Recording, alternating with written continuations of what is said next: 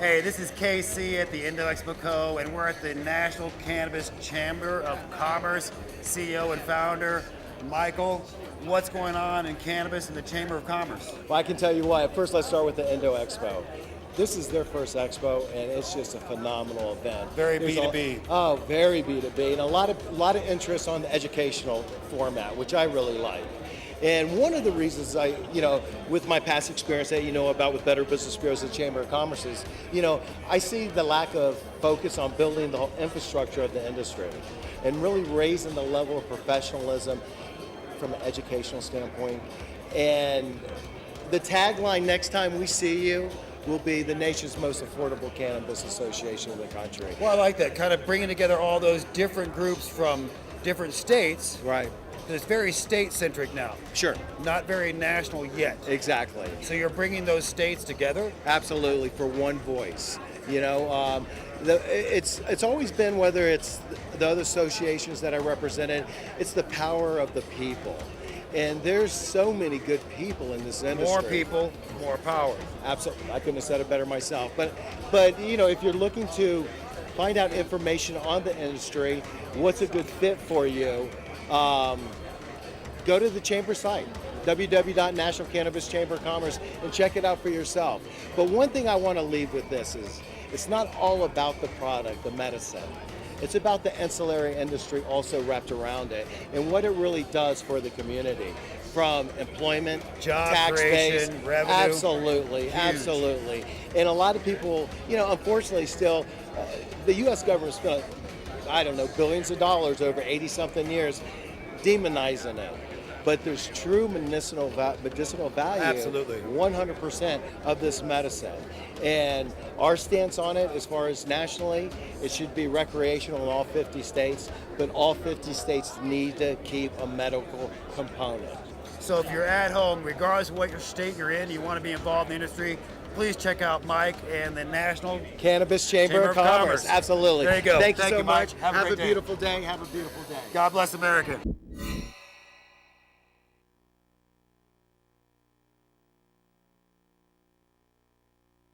What I love about this industry most of all, Will, is I know in our lifetime, okay, we are going to witness and we are going to see medicines from this plant that actually can cure cancer, that can actually give someone a quality of life. Even if it doesn't cure something, it gives them a quality of life that they wouldn't have had without this medicine. And that's one of the most beautiful things of this. And what's going to help more than the chamber, more than lobbying and anything else, is when researchers can really spend money without the federal government coming in and trying to shut them down, on cures, by really getting into, the components of this medicine, strains to conditions and everything else. And when one day, and this is something that we will see in our lifetime, and I'm not talking about so far past the horizon right now, where we've already seen how remarkable it is, the CBD oil alone. I mean, how many lives has that saved as far as children and their family and friends? Kids that had, epileptic seizures or seizures, 1, 10, 50, hundreds a day, brought down to maybe 1 or 2 or 3 or 5 a month. What that does for that child, what that does for the parents, the other kids in that family, the extended family, the neighbors.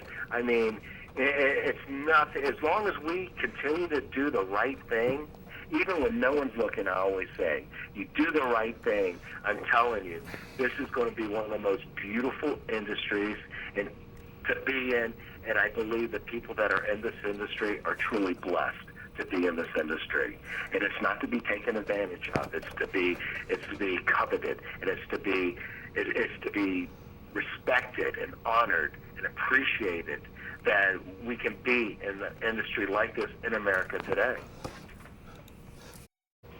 Then, coming full circle, I had a radio show on WPBR, a morning show out of West Palm Beach, and then I had an afternoon show a couple days a week on 880 The Biz, Bloomberg Wall Street Journal station out of Miami.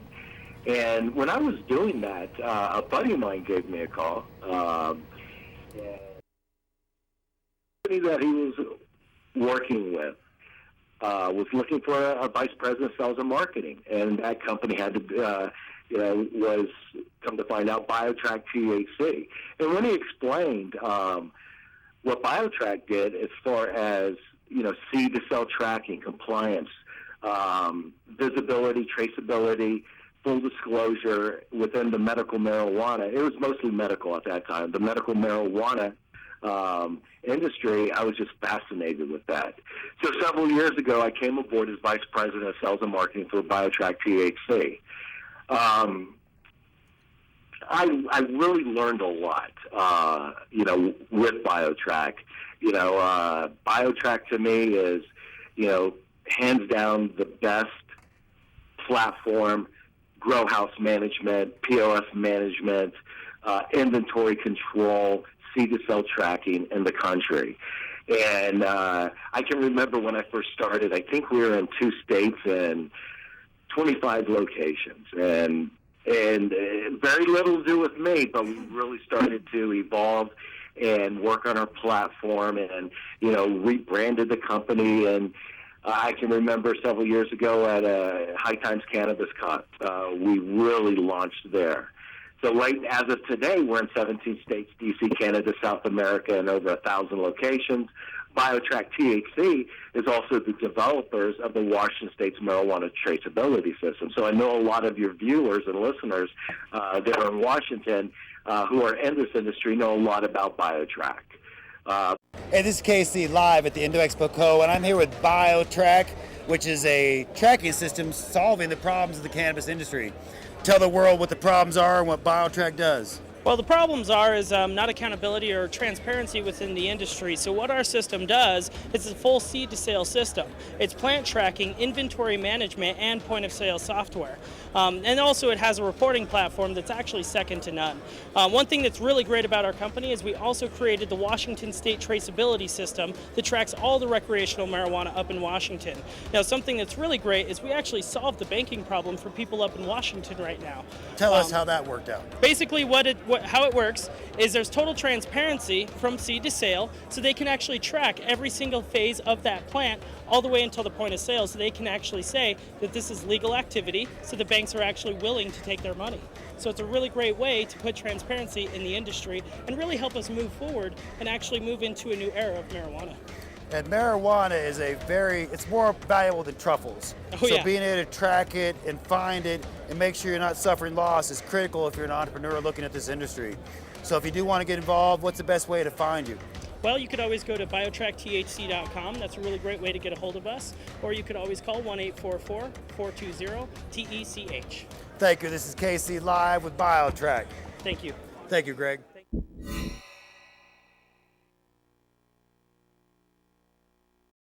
BioTrack is definitely the leader in, not only the commercial application, but now in the state model, which can be replicated to all states and foreign countries. Really seeing the climate of this industry, I really saw a need for a grassroots cannabis platform. When I said goodbye to the last Chamber of Commerce several years ago, I thought that was it. That was my 27 years of consulting Better Business Bureaus and chambers. It's kind of funny sometimes how, that was my college education in the nonprofit arena. Yeah, I'm the type of person that took 27 years. But anyways, I can remember, I went to Dr. Steven Siegel, who's one of the owners, the primary owner of BioTrack, and I said, I want to launch the National Cannabis Chamber of Commerce.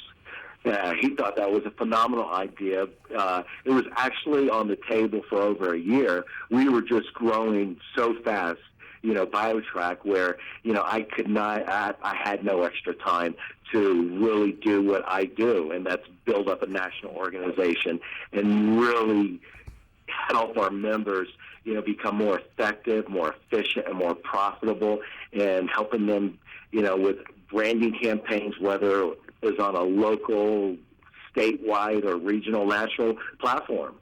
There are other national organizations, and that's really what tempted me to develop the most affordable national cannabis platform. I'm from the old guard. I'm with the entrepreneur. I love the entrepreneur. I love the person just opening up, or the seasoned company, who has, let's say, hit a wall and they're not growing. That's what I've done most of my life is, help them break through those barriers, or someone just coming into the industry, really guiding them and educating them on proper protocols and, different types of marketing plans, and strategically positioning themselves in their market to help them gain market share, whether, then again, if it's locally, statewide, regionally, or nationally. So really, that's a little bio on me. 27 years, Better Business Bureau, Chamber of Commerce really saw a need for a national platform that was affordable to anyone and everyone who wanted to come into this industry. The financial threshold is definitely easy, within our organization to, take advantage of all of the benefits. And since I brought up benefits, if it's all right with you, I would like just to go over just a little snapshot of, our vision and, what we have planned. I've put on a lot of expos, events, and symposiums, and just fun networking social events, throughout the country, whether it was for chambers or bureaus. And with the National Cannabis Chamber of Commerce, the nation's cannabis authority, we will have national expos and events. I just had an event last week here in Denver that, now this is what was told to me. I relocated from Florida to Denver about 2.5 months ago, but it was the largest meetup group that has ever been so far here in Denver in the cannabis space. So, things like that I really like, because I went to some other meetings, and it was more someone paid to present.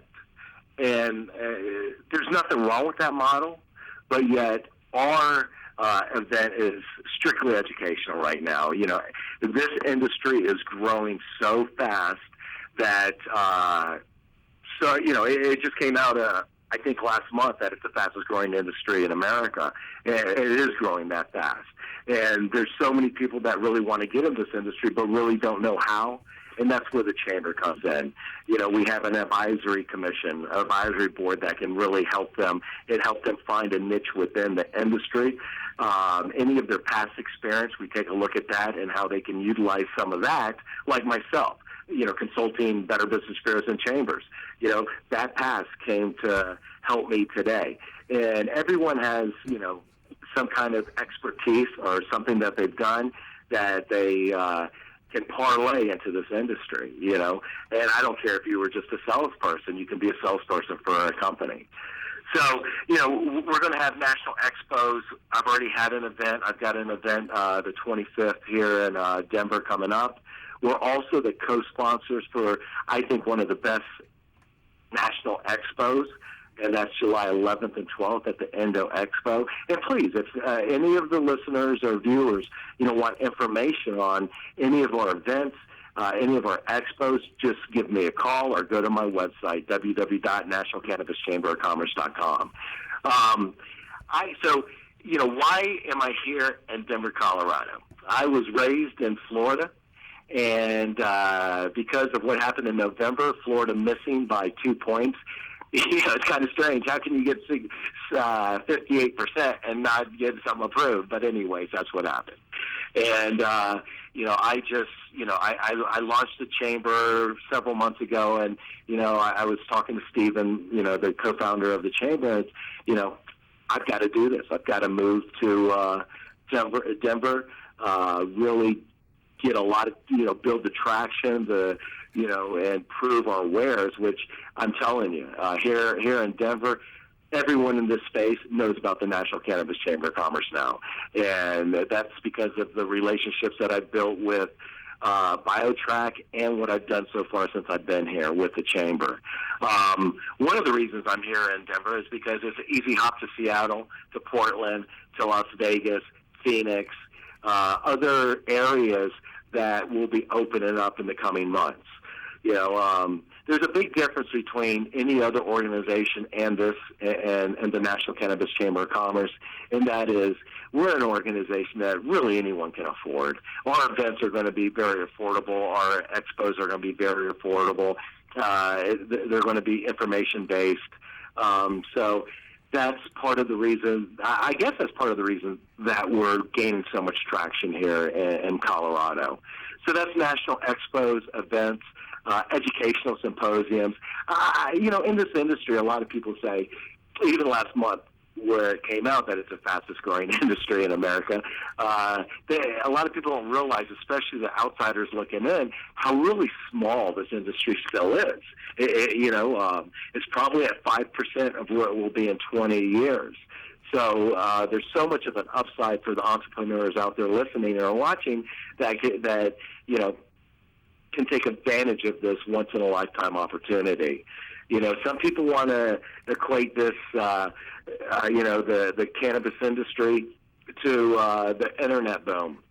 This is much different than when the internet first started.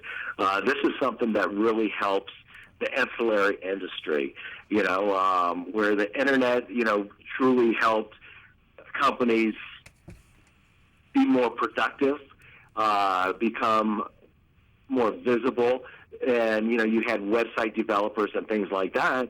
In the cannabis space, the ancillary industry, is going to be humongous, and a lot of people don't realize that. It's not just about selling or smoking cannabis, marijuana.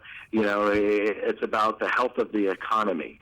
Here in Colorado alone, there's 10,000 people that are working in this industry now. There was $44 million collected in tax revenue, $16 million given to the public educational system, the school system here. Things like that are phenomenal for the health and well-being of a neighborhood, a city, and a state. And when we can replicate something like this on a national level, it's just going to be good. It's going to be good for everybody. There's things that, we preach as far as our chamber, and that is, continually doing everything that we can to raise the professionalism of the industry. I hate, using phrases that every coined phrases like, but it's so true. We don't have a second chance to, make a first impression. There's so many people that there's some very powerful organizations out there and corporations out there that would love to see this now, and that's one thing that we can't allow happen. So getting back to some of the benefits, national expos, events, educational symposium, business networking events, industry leadership programs, and that's helping educate the next, whether it's, current or the next generation of advocates of the industry. We're the only ones in this space that has an online mediation platform for members. If there's a dispute, a dispute, we can mediate that free of cost for our members. So we have a very experienced dispute resolution department. We're in the process also of launching the Women's Cannabis Alliance. And, why are we doing that? Having so many years experience in the nonprofit arena, having a women's organization within your platform it really helps women become more powerful and providing them with, I think, more of a local, regional, or national voice. There's been a number of chambers that I represented, that I implemented their women's platform that became very successful and are very successful today. Leads groups. Anyone that knows anything about Chamber of Commerce's, that's one of the beautiful things of the Chamber. Here in Denver, we're implementing 3 different leads groups. They're capped off at a certain number to make that leads group more effective and efficient, to help each company build a stronger company. And what I always say is this: a business owner today, when he goes out that door, he's a family man. I know here in Colorado and every state that we're in, this has saved a lot of careers. This has saved a lot of businesses that definitely wouldn't have been open today if it wasn't for this industry, whether it was home improvement companies, contractors, HVAC companies, and the list goes on, interior designers, website companies. The ancillary industry wrapped around this, the cannabis industry is humongous. So joining the National Cannabis Chamber of Commerce, we have the ability and the power and the alliances that we've built to help companies brand themselves. Whether I guess this is a little repetitive, but I'm a big proponent of branding locally, regionally, and nationally our members. Helping them, guiding them, helping them navigate through certain hurdles. And one of the more exciting things about the National Cannabis Chamber of Commerce is, our hemp division. That's what I get really excited about everything within this industry. But the hemp industry is kind of overlooked, and one day, mark my words, it will overshadow the cannabis industry 1,000-fold. There's so many uses for the hemp plant, and building materials and oils and gases and creams and this and that. I mean, the list goes on. I've seen reports as many as 50,000 different products can be made from the hemp stock. I don't even care if it was just 100 different products.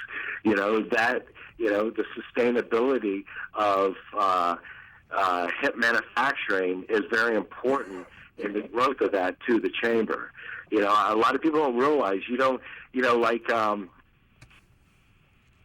hemp, when you go, it grows to where it can be cut down in, let's say, 90 days, but you don't cut it all the way down. You leave several feet, there in the ground, and that grows again, and you're not turning the soil all the time and, hurting the soil.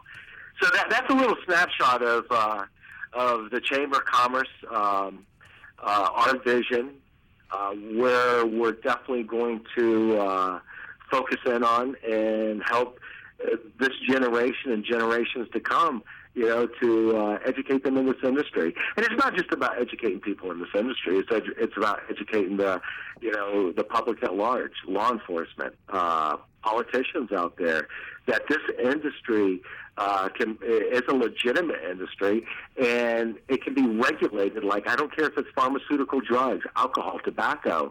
I know with, going back to Washington State where you guys are at, it's as bulletproof as a system can be. It's on BioTrack commercial. It's complete seed-to-cell tracking that goes straight into the state system. So it has that transparency, and that's even with the BioTrack's competitors. They can have that transparency. I know for a fact. And my belief is that all 50 states will become recreational one day. But let's say, have some kind of medical marijuana law. But every state will have a state tracking system. And that's part of, what we need to make sure happens. So we don't have diversion. We don't have black market. We don't have money laundering and unfortunate things like that. So, Will, any questions? Michael, thanks for asking that question. I appreciate it. I think what we have to do is have everyone ask a question. Everybody in the country, our nation, that's interested. Do you think? When we're trying to create legislation, everything boils down to how we create codes, regulations, and laws, right? Right. It's a create a business means creating the laws of that business. People have to realize that. Am I wrong? No, you're right, 100%. Yeah, and we've got your YouTube up in the background so everybody can kind of see who they're listening to, just so you know that. And I've been trying to help them be able to see your website so that they know that they can go there and find out more. And we've got now, you're on with that program called the Indo Expo 2014, right? Yeah, 2014, last November was our first Indo Expo here in Denver. And I'm telling you what, it's a true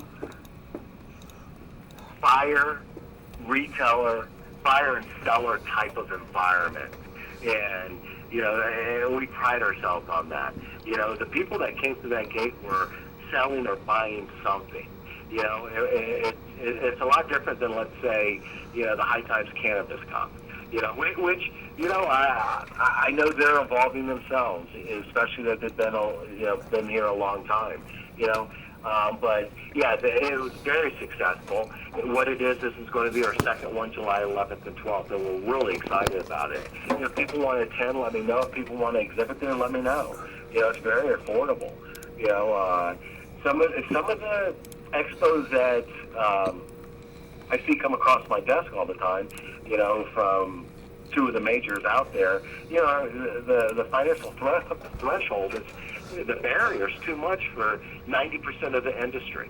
You know, a lot of people don't have $500 to $7,500 or $10,000 to, you know, have a booth at an expo. You know, I'm not saying that model's wrong. I'm just saying that's not our model. Our model is come one, come all. You know, this is what we can do. This is, you know, this is our price. It's, you know, some people, they can't believe it. You know, so it's exciting. We're really excited about June 11th and 12th.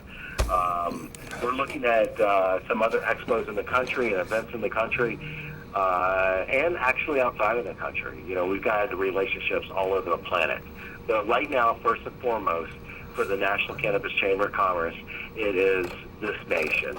That's the most important thing on our plate right now, is to continue the movement, raise the level of professionalism in it, and, you know, to help anyone and everyone, you know, and help guide them through, you know, the roadblocks and pitfalls of, you know, what it takes to get into this industry. But going back to the rules and regulations, you know, there's a couple great companies out there that help guide, you know, states now, you know, what they should be looking at, you know, to implement rules and regulations, from seed to sale tracking, a state monitoring system, testing protocols, you know, spot checks. Very important is another very important aspect of rules and regulations are the camera system. You know, and you know, Noah Stokes, board member of ours here, is out of Oregon, and he does a lot of work in the Northwest. He spoke at another event last night up there in Seattle. You know, you're going to start seeing every state that rolls out with you know, cannabis within their state. The camera system, the camera application is a vital component of rules and regulations now. You know, I think, you know, they have to keep it for X amount of months. It's got to be able to vet out a cell. There can be no dark gray areas or black areas within a cultivation center that the camera can't see. You know, it's getting down to the nitty gritty, and you know, some people are against things like that. Some people are against tracking. Some people are against transparency that are in the industry. And, you know, for this to go mainstream, you got to stop that thinking. You know, we can do less rules and regulations, you know, 10 and 20 years down the road. You know, right now, you know, one thing that our government did really well, and I'm sure you'll agree with this, Will, is, you know, make this make marijuana the most evil plant, in the world. They were very effective for 80-something years. And unfortunately, there's been a lot of lives lost because of the last 80 years. Let's just leave it at that. So what else can I answer for you there, Will? And I make sure our mic's on. Michael, how would somebody think about where their participation with the National Chamber of Commerce in their county and state, what they how would they think about that as far as helping them with legislating, creating codes and regulations in their districts and counties? What about that? Well, just going back to what I said, there are a handful of companies out there that are called in to consult a state. Like now, going back to, since you're in Washington, let's make this more of a Washington thing, which you'll never see this happen again now. Washington knew nothing about marijuana. I mean, and they had one of the biggest, the most robust medical marijuana programs in the country, but the state itself knew very little about it. So they hired a company called Botech that came in and consulted them on, what they should be doing as far as looking at or implementing as far as rules and regulations. That costs your state, I don't know, $1 million some odd. And I know when BioTrack won the state system there, probably the first couple of meetings, they had with BioTrack, they learned a lot more than what they had, let's say, known previously. And so what I see is this. I see, there's certain companies out there that are called into states, whether it's BioTrack, one of our competitors, or one of their competitors, some of the lab companies. As far as the legislation in the state, they're going to, this is such a big thing and such a different industry that they're going to bring in some of the best in the country to consult them. As far as legislating bills and things like that, grassroots for this industry, I think you're definitely going to see a lot less on a national level. Okay, each state is going to continue the process as it goes, and I think more and more of the states have a better idea now. I mean, when we developed and deployed the Washington State marijuana traceability system up there in Washington, our BioTrack did, there was no model out there. You had half of the system, which I consider here in Colorado, and so, it was really a learning experience for Washington, for BioTrack, for all the cultivators, producers, processors, and retailers up there in Washington. It was a huge learning curve. But I truly believe that model is, the majority of that model is what's going to be replicated throughout the country. So really, Washington is on the forefront of the movement as far as each state rolling out. I don't know. Going back to that question, I really don't know. I don't see a lot of lobbying to have a medical marijuana program in a state or to bring a medical marijuana program into a state. What I see is lobbying after it's already implemented, things that need to be changed, whether the state's going to change some things or it's really not working as first expected to, and there might be some lobbying efforts there. I mean, here in Colorado, last month alone, Colorado implemented new rules and regulations for edibles, which I agree 100%, especially being a recreational state as well. Like a candy bar. I grew up, when I had a candy bar, I ate the whole candy bar, and I think you did too. And here, sometimes you just don't read what's on the label. It's a candy bar, and you eat the whole thing, and you don't realize that's 8 doses. So last month, Colorado implemented new rules and regulations. Whatever you buy is a dose, usually 10 milligrams. You can get it higher, but it's usually 10 milligrams. And it's things like that. But what I see more so, and, as far as lobbying, and I think what the chamber will be behind lobbying efforts, is throughout states and on a national level, is hemp. I love hemp. I read, now I can't quote it verbatim, but I think it read something like, if 5% of our farmlands today grew hemp, okay, nationally, we would never have to import 1 barrel of oil. To me, if that's true, that in itself, all 50 states should be growing hemp. I mean, don't you agree with that? Yeah. You've got to really have a platform like the National Cannabis Chamber to keep up on things. And I hope the viewers and listeners, take heed to that, because we're on the forefront. We definitely have the pulse, not only statewide but nationally. If I don't have an answer, someone within my alliance does. And for the viewers and listeners, I'm open.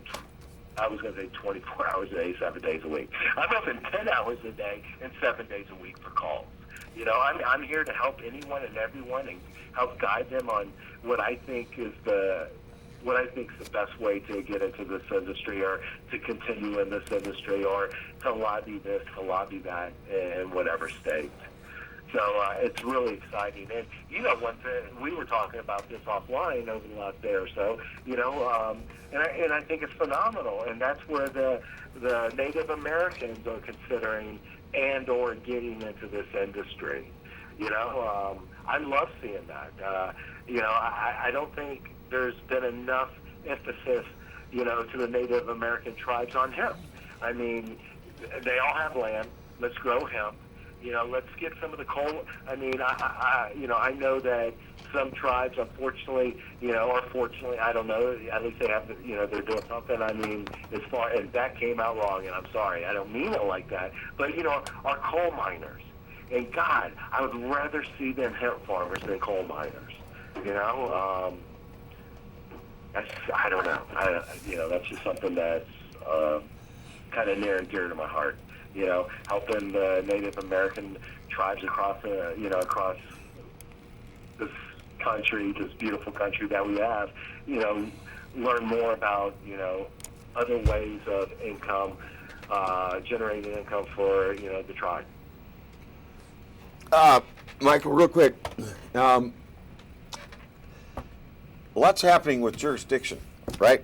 Legislation, Right. regulations, creating laws and codes, and how do you do something within a certain area that says this is a business, it's operating legally and logically, and this is how we do it, right?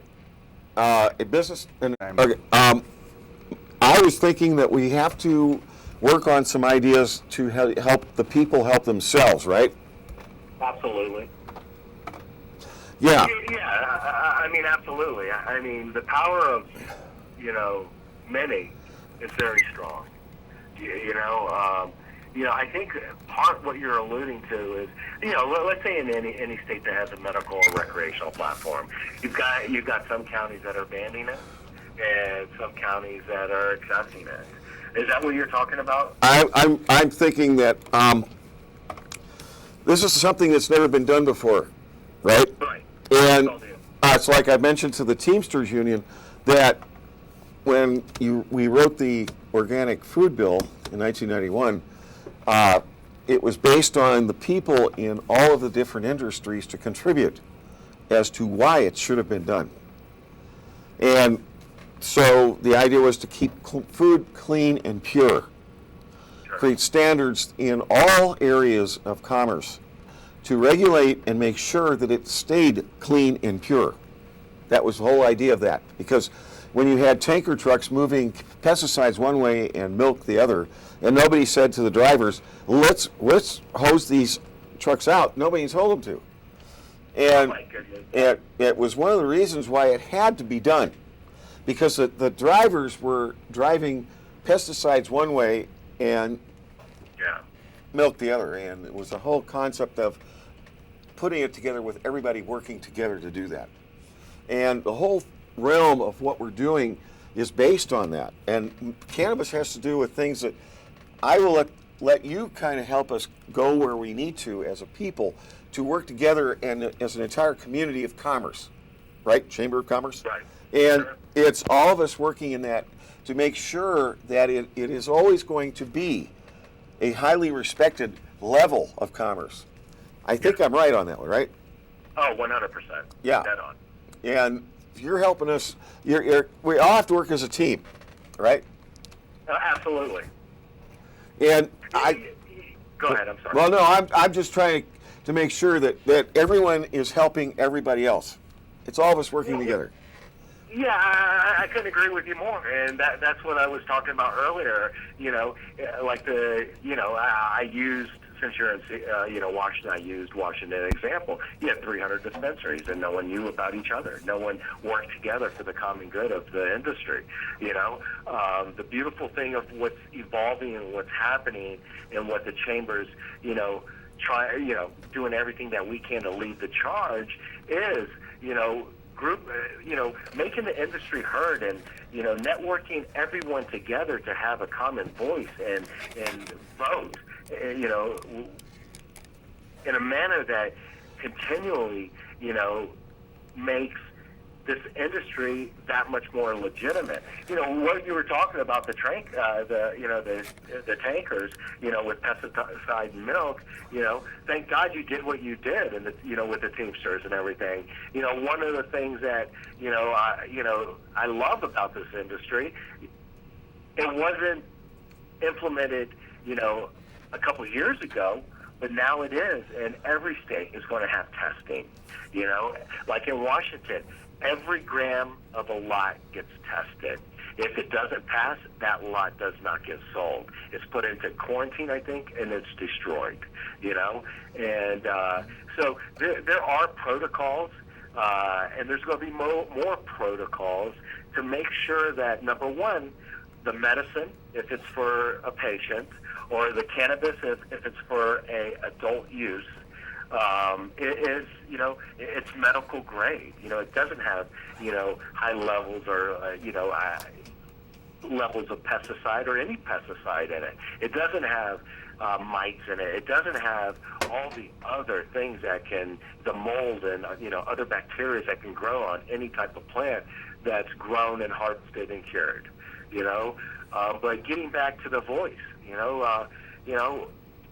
I like to think that, one day, sooner than later, the National Cannabis Chamber of Commerce will be a household name. It'll be a household name, for the good that it's doing, to perpetuate what's happening now and continuing to evolve, and, to be accepted in mainstream as a legitimate industry. And I think we're seeing that more and more. But it's all about, implementing rules and regulations and protocols. We don't want bad medicine for our patients. I'm a big advocate of our armed forces. When they come back, some of them, saw some, all of them, a lot of them had active duty. A lot of them saw things and did things that, we pray to God that we never have to. And with that, there's mental situations that evolve, and what's been proven is certain strains of the cannabis plant can help that person blend back into, or be more comfortable in society. I'll bring only because I just saw it not long ago. Yes, American Sniper. That's what our armed forces have to go through. Whether we're there for the right reason or not, that's what they're there. They're there. They're putting their life on the line to give us, to keep our freedom alive. And oh my God, my brother, a lifer. My dad, a lifer in the armed services.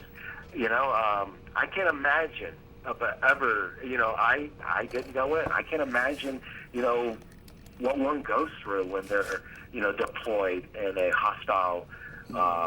I know I'm getting off at a little tangent, but it comes full circle. There's a lot of things that I want to do with our retired military to help them.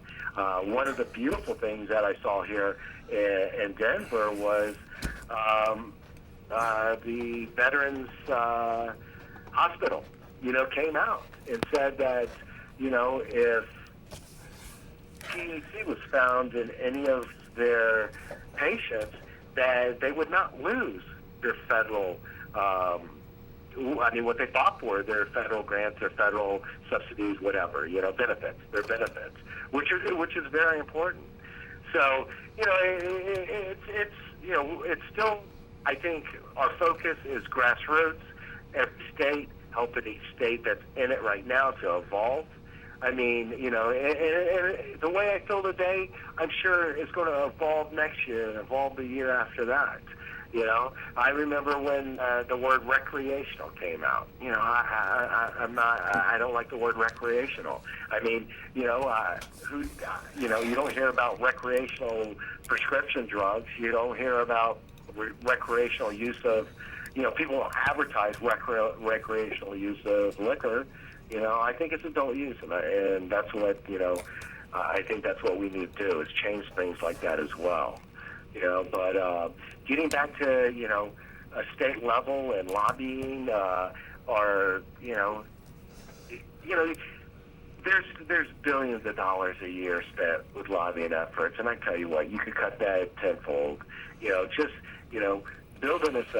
Have an association like the National Cannabis Chamber of Commerce, having meetings, bringing the ancillary industry in, and educating them along with the cannabis industry and along with, the public. The public's welcome to come to any one of our events, any one of our meetings, because, there's a lack of education out there from the state level, educating, what the state's doing to, keep the product out of kids' hands, and, that, there is not money laundering going on. And the couple times that, it was found, they were shut down, things like that. It's happened all across the board. Unfortunately, in industries like this, where it's the fastest growing industry, and it will be one of the largest industries, in America, I think. When you talk about the medical use, the adult use, and the hemp use, the hemp products, unfortunately, the amount of money one can make, a lot of undesirable people come in, and it's to root those out and put a spotlight on people like that, and the industry's been pretty good on that. The funny thing is, as big as the perception of this industry is, it's not that big. It will be. It is the fastest growing industry in America. But I'm telling you, when someone does something in one state, it just, if you've been in this industry any time, any length of time, you hear about it, whether it's 10 minutes later or 10 days later. So, it's to be professional. Don't hurt the industry, help the industry. Evolve the industry, become an advocate, become a voice, group together. The power of many is one voice is, that's better than any lobbying dollar, I think. Hey, Michael, I am greatly honored today, and I hope everything is going to be what it should be for all of us, because it's a lot of people's concern that what's for all of us is all of us working together on projects like this, right? Right. And people have to kind of help us all focus on a project. And the National Cannabis Chamber of Commerce can do that. Sure. Right. In all our districts and counties, states, right? I mean, yeah. So what's in the future? How is it going to happen? I think it's going to be people wanting the commerce, meaning the Chamber of Commerce. That's all of us working together to create business. Very important business. And absolutely. And so you need membership is based on what? Is it happening? Yeah, I mean, membership, that's one of the things that, going back to, when I first Woke up one morning and, it's like Michael, 27 years, consulting Better Business Bureaus and Chamber of Commerce's. I don't like what's happening as far as, I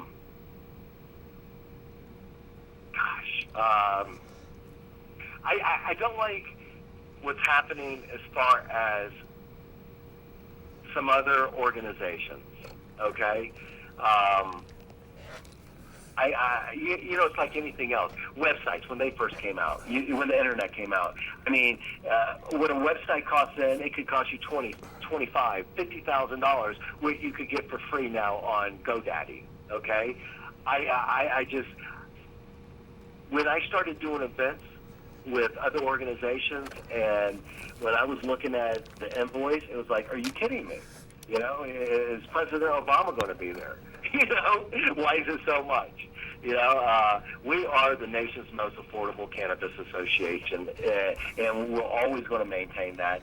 A standard for someone who that does not have a product or service yet, or an idea of what they want to do, but they know they want to get in this industry. So if they want to come to some of our symposiums or educational seminars, sometimes we'll have it free, even for my symposium that I have on July 11th and 12th. There's other two-day symposium of some of the leaders of this industry, educating, our attendees on whether it's local rules and regulations, state rules and regulations, national rules and regulations, what's happening. It's just exciting, and I'll always keep the price, the threshold to get into this industry as affordable as possible. It does cost money to put on events, but the thing is this, it's not about, making a lot of money for this chamber. It's about educating this industry, educating the state, and educating the nation on this movement, and really how nice and beautiful it is. It's not a bunch of pot-smoking hippies, and thank God for all the pot-smoking hippies over the last 80-something years. I mean, I was born in 1960, so I'm of that. So I can tell you, that's why I can feel comfortable in saying what I just said. It's about a legitimate industry, and an industry that's really needed, and a medicine that, oh my God, you know what keeps me up at night sometimes, and what I fully agree, Michael. Thank you very much. Absolutely. They can get a hold of you at the National Cannabis Chamber of Commerce, right? The website? Absolutely. And www.nationalcannabischamber.com or www.nationalcannabischamberofcommerce.com. And I'll even give all the viewers and listeners my personal company cell, 954 area code 303-4244. That's area code 954-303-4244. Give me a call if you have a question. I don't care. Give me a call if you got a different opinion on anything that I said. Help change my mind on something. See if you can.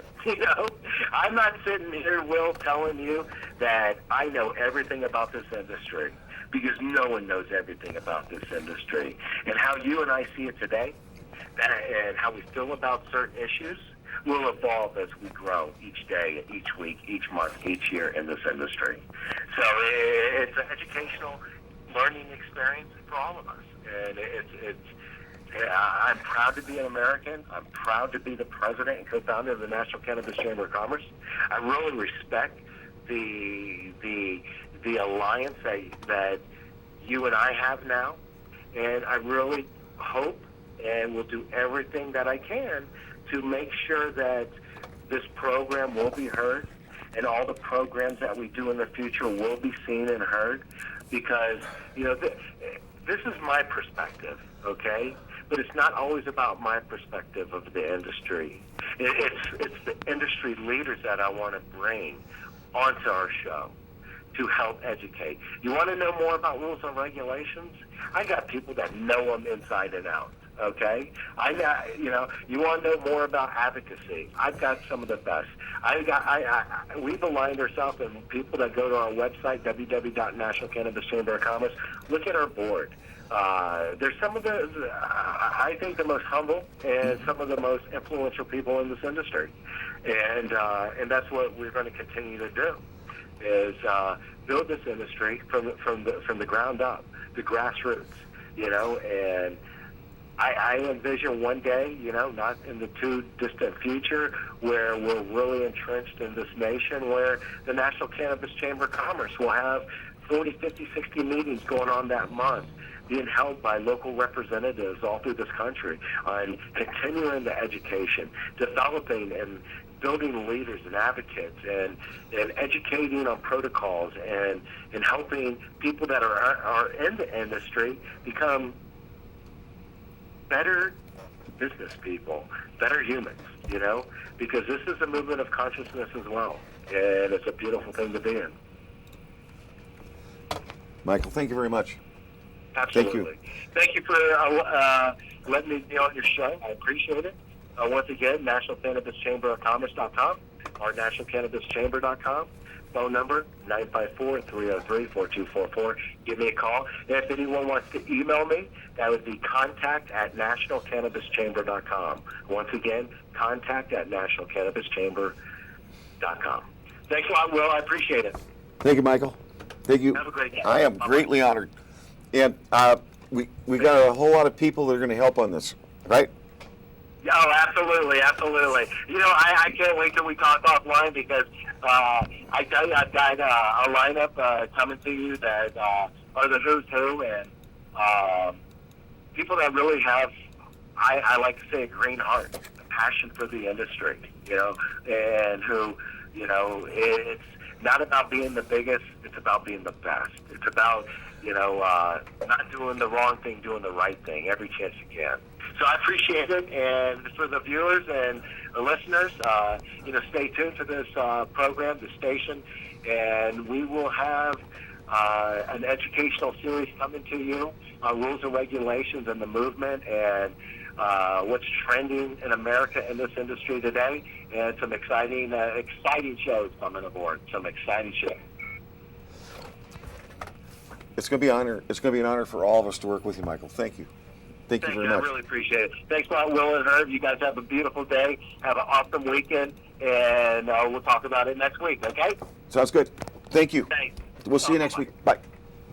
This is AllDayLive. Thank you, everybody, for watching and helping, all of us helping. This is a project that has to deal with a lot of very serious things going on our planet that we all have to work together to try to figure out a remedy. And this is part of it, I believe, because it gives us all a chance to work together on something that helps a lot of people. Maybe some of you don't want to see this happen, but a lot of us do. And it's time that we all begin to think about that and see some kind of result of our efforts to try to make the world a little bit of a better place for all of us, health-wise, for removing nuclear contamination. That's a big deal. With Fukushima, it's hard to believe that the people we relied on to create safety standards failed all people worldwide. When they allowed something to happen that has now killed most of the sea life in the Pacific